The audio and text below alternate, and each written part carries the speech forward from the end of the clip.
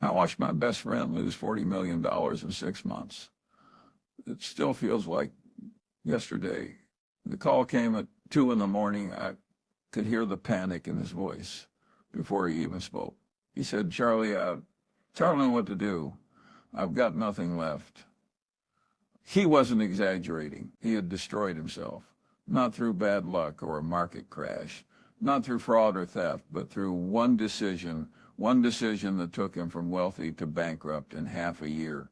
And as I listened to him break down on the phone, I realized something I've seen over and over again throughout my life. This is what happens when you know how to make money, but have no idea how to keep it. I'm Charlie Munger. I'm 99 years old, and I've been wealthy for over 60 years. I can tell you with absolute certainty that getting rich is easy compared to staying rich. I've watched hundreds of people build fortunes and lose everything. Lottery winners, business owners, successful investors gone. And it's not because they were stupid. It's because they never learned the one principle that protects wealth forever. The principle that saved me through every market crash, every recession, every disaster for 6 decades. And I'll tell you this right now, if you don't learn it, you will lose everything you've built. I've seen it too many times, but I also know exactly how to make sure that never happens to you. Before we go deeper, I want you to do something. Drop a comment right now and tell me where you're watching from. Tell me what your biggest fear about money is. Are you afraid of losing what you built? Worried about the next recession?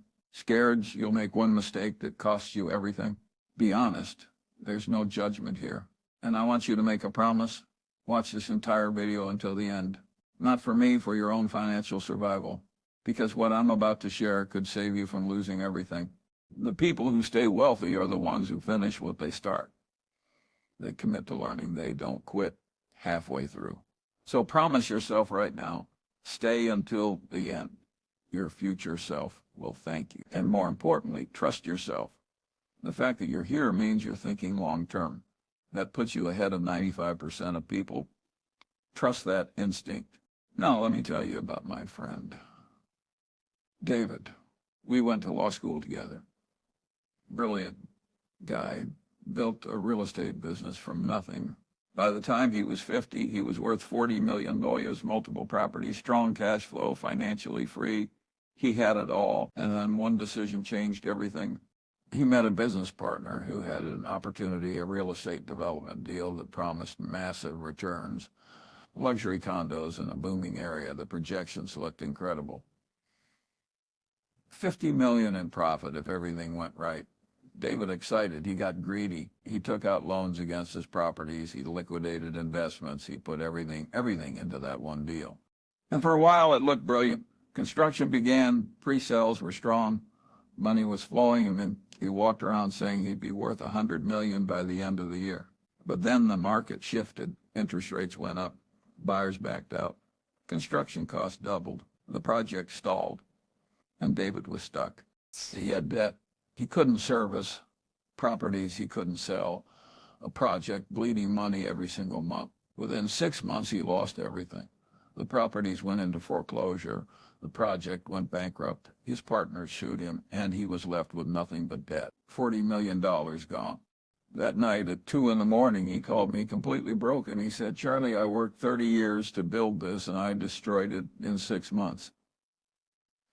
How do I come up from this? And I told him exactly what I'm going to tell you. You come back by never making that mistake again. You come back by learning the one principle that ensures you never lose everything. And that's what I'm going to teach you right now. But I need you to understand, every minute from here contains lessons that took me 70 years to learn. Don't cheat yourself by leaving early. The first principle of real wealth protection is this. Diversification isn't enough. You need anti-fragility.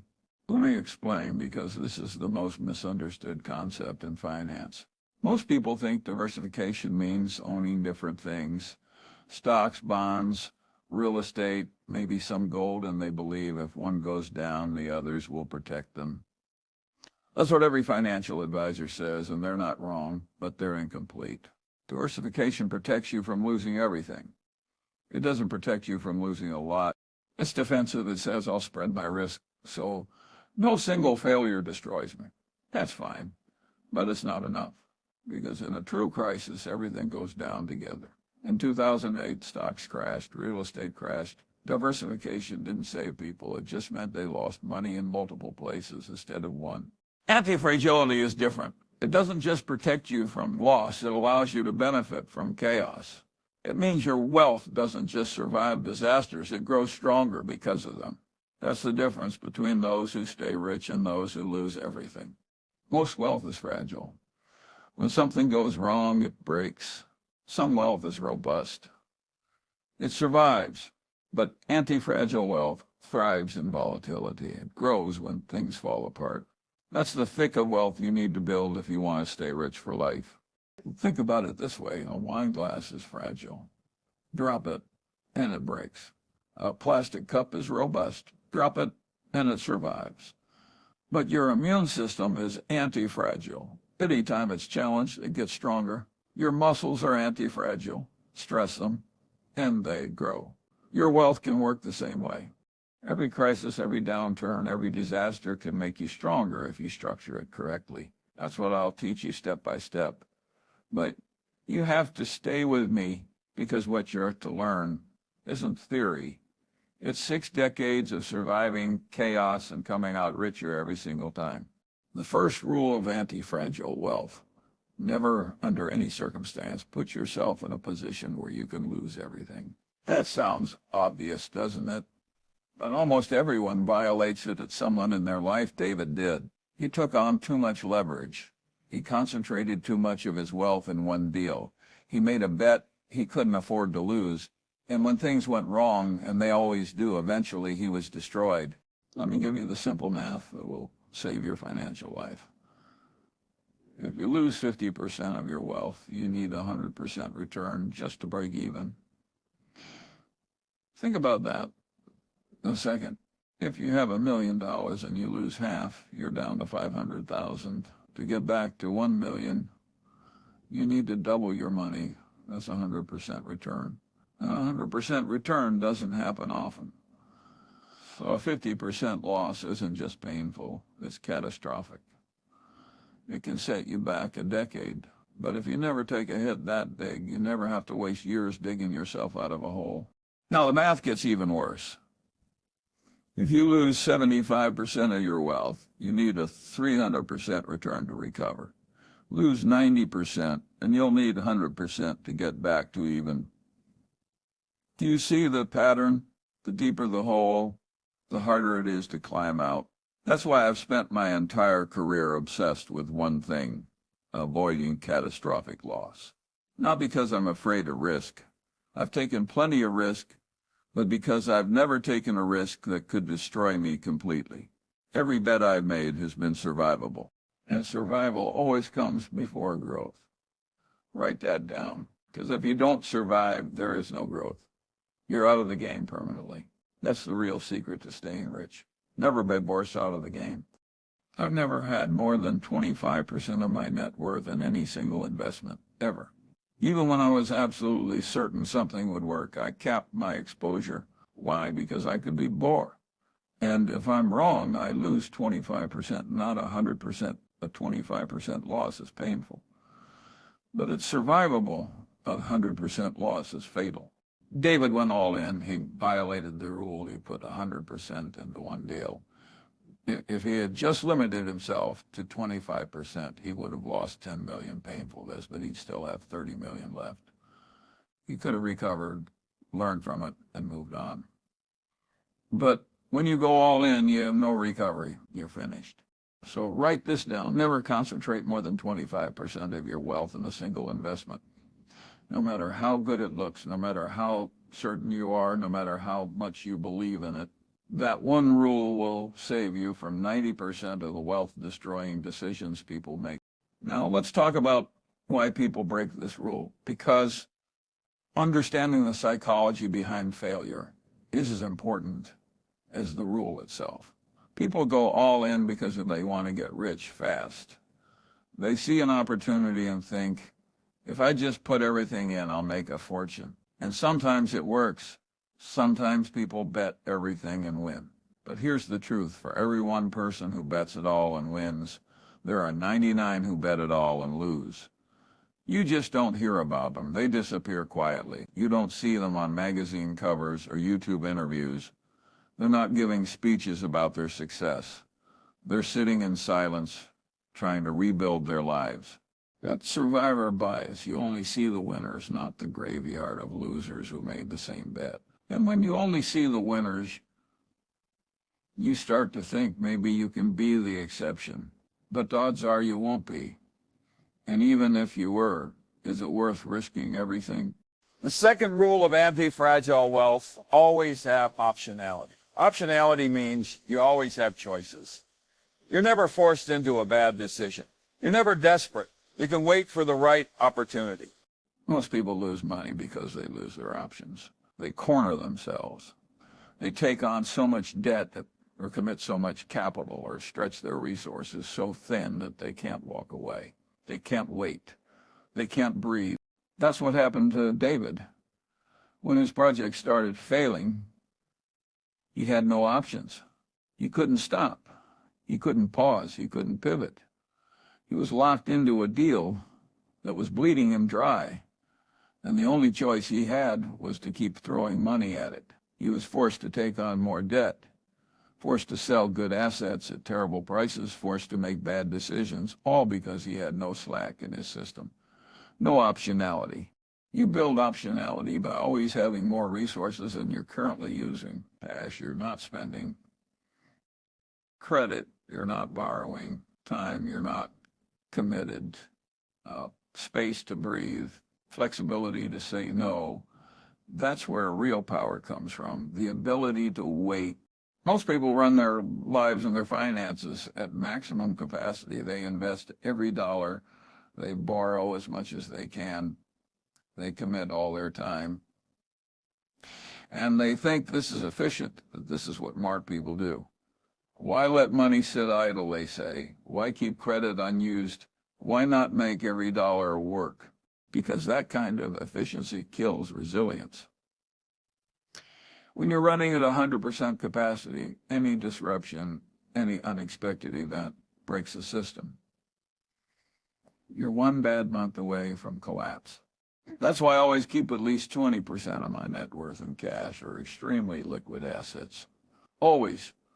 No exceptions. Even when the market looks unstoppable, even when I feel confident, I keep that liquidity. Why? Because that 20% gives me power. It gives me the ability to wait. When everyone else is panicking, I'm calm. When everyone else is selling, I'm buying. When everyone else is desperate, I'm strategic. Yes, that cash underperforms during good times. It loses a bit to inflation, but in a crisis, it becomes a weapon. Because the person with cash, when others are desperate, can buy assets at 50 cents on the dollar.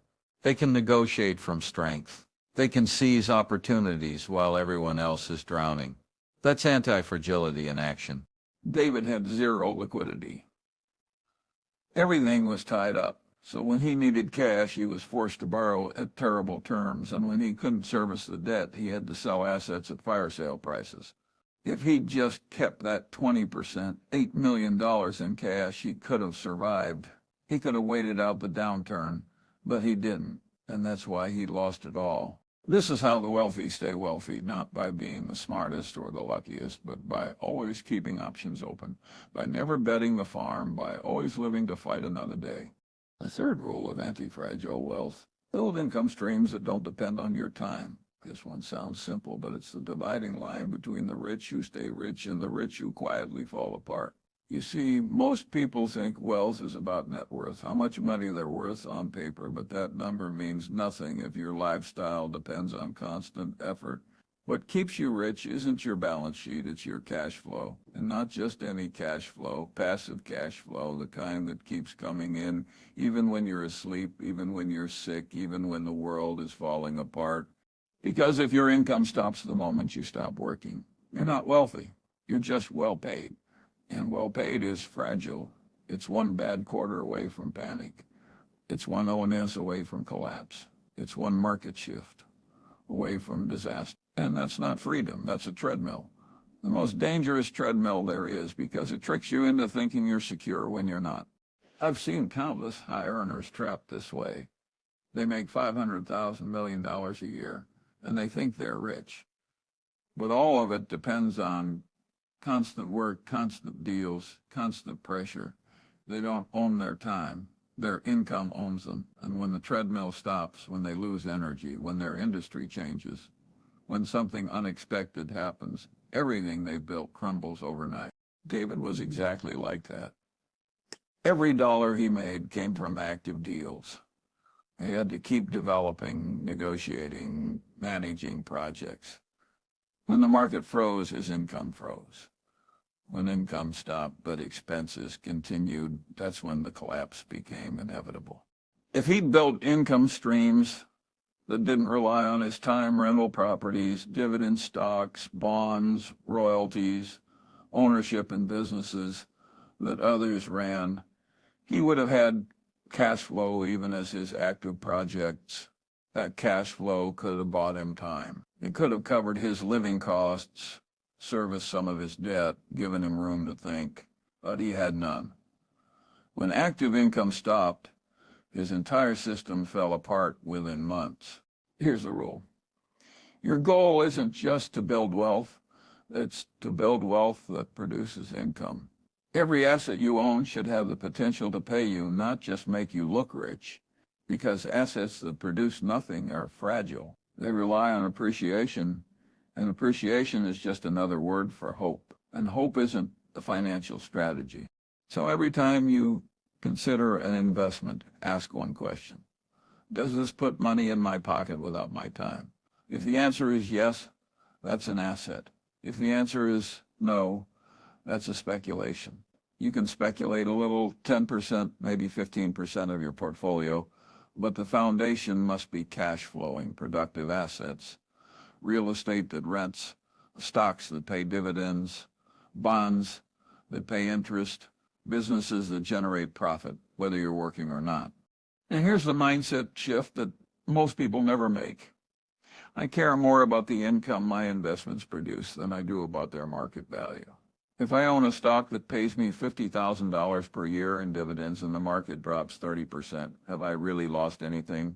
Not if I'm not selling, my income hasn't changed. That loss is just a temporary number on a screen. But if the dividend keeps coming, I'm fine. In fact, better than fine, because if the stock is cheaper, I can buy more shares and increase my income. That's anti-fragility. The event that destroys fragile investors, volatility, actually benefits me because I'm not dependent on price, I'm dependent on cash flow, and as long as money keeps flowing in, I can hold through any storm. Now let's talk about the fourth rule. Assume you're wrong about everything. This one's hard. It goes against every instinct we have as human beings. We all want to believe we're smart, that we've done the research, that we found the right answer. David thought that way. He believed his projections. He believed his partner. He believed he was right. And when he wasn't, he lost everything. That's the danger of certainty. It blinds you to reality. Certainty makes you arrogant. It makes you concentrate too much, leverage too much, ignore the possibility of failure. And when you build a financial life around being right, you only have to be wrong once to lose it all. The wealthy who stay wealthy think differently. They build their entire structure assuming they're wrong about everything. That way, even when they're wrong, and they're wrong often, it doesn't matter. Their mistakes are survivable. So what does assuming you're wrong look like in practice? It means you never bet everything on one prediction. You never assume the market will keep going up. You never assume interest rates will stay low. You never assume your job, your business, your health, or your country will remain stable. You plan for multiple scenarios: inflation, deflation, booms, busts, prosperity, and crisis, and you position yourself so that no single event can ruin you. That's why my portfolio is always diversified across realities. I own assets that do well during inflation, like real estate and certain stocks. I own assets that do well during deflation, like cash and bonds. I own assets that thrive when the market booms, and assets that hold value when it crashes. No matter what happens, some part of my portfolio wins, and the parts that lose, they're small enough not to matter. That's the essence of anti-fragile wealth. Your survival doesn't depend on being right. It depends on never being catastrophically wrong. Most people don't build that way. They build based on prediction. I know the market will rise. I know this deal will work. I know this industry will boom. And when they're wrong, they're done. But I've never pretended to know what's going to happen. I don't know if the stock market will double or crash. I don't know if interest rates will rise or fall. And that ignorance, that humility has kept me rich. You don't need to know what's coming next. You just need to build a system that survives anything. So when someone asks, Charlie, what's your secret? I tell them this: I don't try to be right. I just make sure that when I'm wrong, it doesn't matter. Now, let's move to the fifth principle of anti-fragile wealth. Prepare for disasters before they happen. Most people are reactive. They wait until something goes wrong, and then they scramble to fix it. But by then, it's too late. The damage is done. David never prepared for the worst. He didn't prepare for interest rates to rise. He didn't prepare for costs to increase or for buyers to disappear. He assumed everything would go according to plan. And when it didn't, he panicked. And panic destroys wealth faster than any market crash ever could. The people who stay rich are paranoid optimists. They hope for the best, but prepare for the worst. They spend time thinking, what could go wrong? And they build systems to survive it before it ever happens. That's what I'll teach you next, the practical side of disaster preparation. Because the truth is, it's not enough to make money. You have to make your wealth indestructible.